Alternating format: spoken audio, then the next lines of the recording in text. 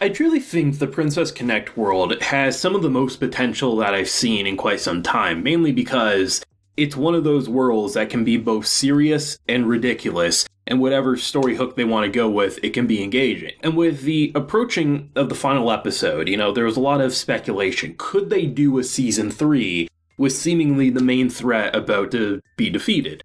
And my assumption was either A, they're not going to defeat, and then therefore it will be a sequel bait for a season 3, or if they do, it's just going to be a simple season, or at the very least they'll set it up as such and maybe there'll be a different threat that could come in. And as it stands with the way they conclude this, the main threat that we've been building up for a couple of seasons now seemingly has been defeated, imprisoned, wasn't killed. Might disappoint some people, but I think given the characters and their personalities, it ultimately makes a lot of sense that the idea of sharing a meal and imprisoning is a lot more in character for what they were experiencing, and seemingly that change is the reason Yuki, despite getting a fatal blow, was able to push on and basically do the impossible. But I like the idea of ending it not as Peko becoming who she originally was, but rather, I ain't ready to rule a kingdom, I'm gonna join back up with the Gourmet Guild. Makes a lot of sense, because this show sells. It is very profitable, it's actually very well streamed, both inside Japan as well as outside Japan.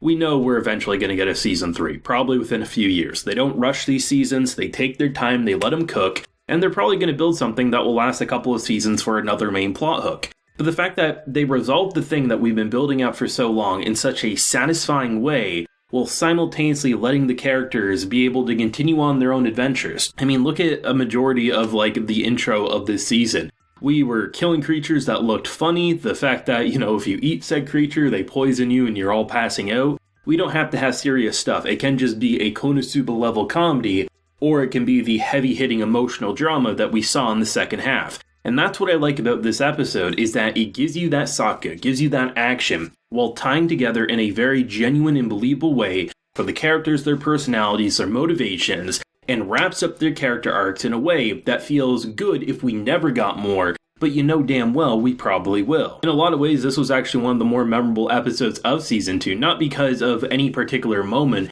but just because it felt like it rewarded the viewer's dedication for 2 seasons. A lot of people initially brushing it off, like myself, because the name didn't really sound like anything too interesting. The more you watch, the more you consume, the more you connect with these characters and the meme-worthy personalities at times, the more you want to see them have a good ending, and when it hits you with that drama, it feels like this is the episode that rewards you. I'm honestly indifferent to the fake ending up surviving, but I think given certain characters like Karo and Peko and things like that, it makes a lot of sense for them to not want to just simply kill, and ultimately that desire was the reason why we didn't have another failed loop where Yuki has to forget and try again. And that's what makes, I think, this final episode succeed so well, is even though I was kind of, maybe not secretly, and actually was hoping for the death of someone who's caused so much chaos, seeing their reasons, I was like, even though I'm pretty indifferent to it myself, I'm glad that the characters themselves are satisfied with this outcome. I think Princess Connect is a very confident series. It's something that really knows what it wants to be and isn't afraid to